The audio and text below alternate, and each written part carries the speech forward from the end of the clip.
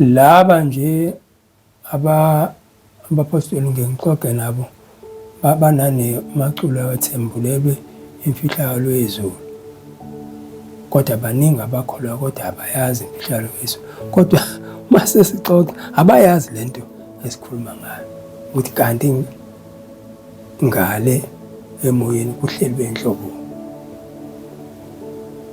abayazi ukuhlabelela nje ukuhlabelela.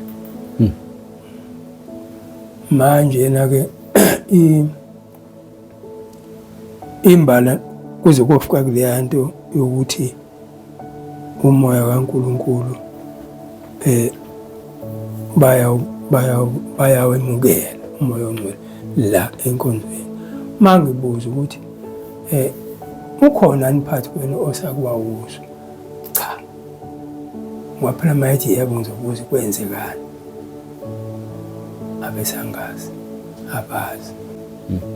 Manje na-ke indaba-ke yasekuphameni iphelele nje uma kunesikhathi sokuxoxa nabantu bakuye bayibone kahle ngoba nayo lento esikhuluma ngayo ayazi bamuntu la ngaphandle ukuthi kanti uzala ingane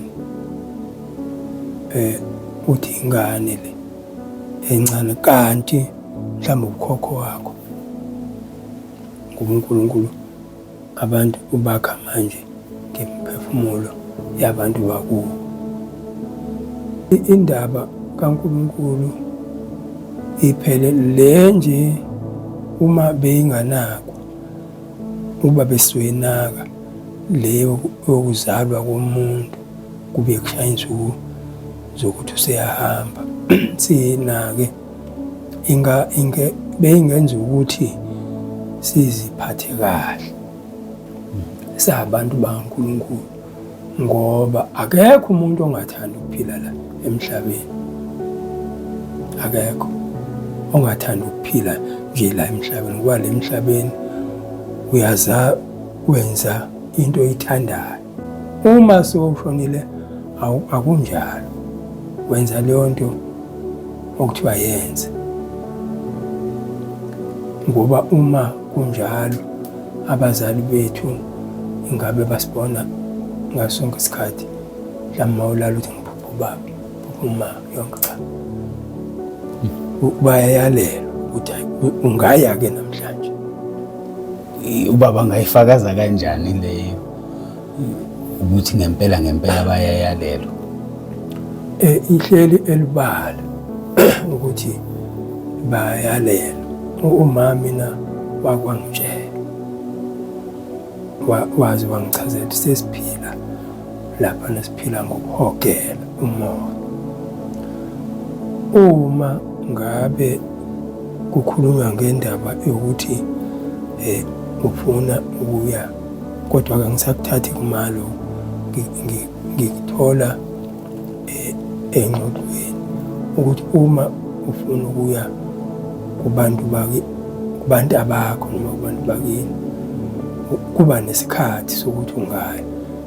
Enye into-ke ubaba futhi wakwafika kumina wangitshela ukuthi kuyasetshenzwa lapho, kuyasetshenzwa isikhathi asikho.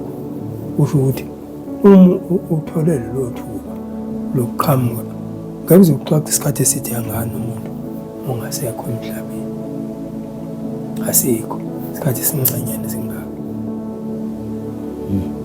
Omunye umntwana nje wafika kumina la ekhaya ngilele ngale nje uma wakhe saphila nje sisebasha futhi. Wafika sasilele ngale kusikhona ngoba waqhamuka ebusweni ufana nomabhudi kodwa uyintombazana. Waqhamuka kungangathi uqhamuka entabeni kodwa qeda nje le entabeni elihlaza kwakuwukuthi seqhamukela la kumina ngilele embhedeni.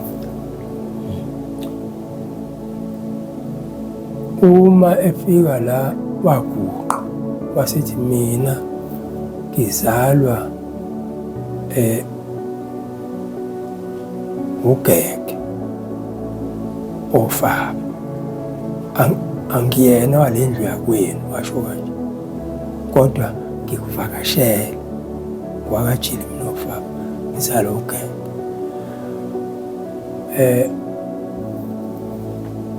ngabe sengimbuza mina ukuthi njengoba ufika la nje uyamazi yini ubaba wathi ngiyamazi kodwa asihlali nabo abantu abadala thina esiyingane siyavakashela nje kubona ukuthi asihlali nabo ayi ngazi buza izinto eziningi kuyena khona isibonakalisweni ngangiqala nqa futhi ngagcina ukuhlala nomuntu ongasekho emhlabeni isikhathi eside kangaka mhlawumbe isiqithi esifana nalesi sesihlaleni imvamisa umuntu ongasekho 5 minutes mhlawumbe noma 10 minutes sehambile babhizi lapho bekhona into oyibona futhi ukuthi njengoba ezela nje akazisele uthola ithuba anikezwe lona akazile njengokuthanda kwakhe ujahile uma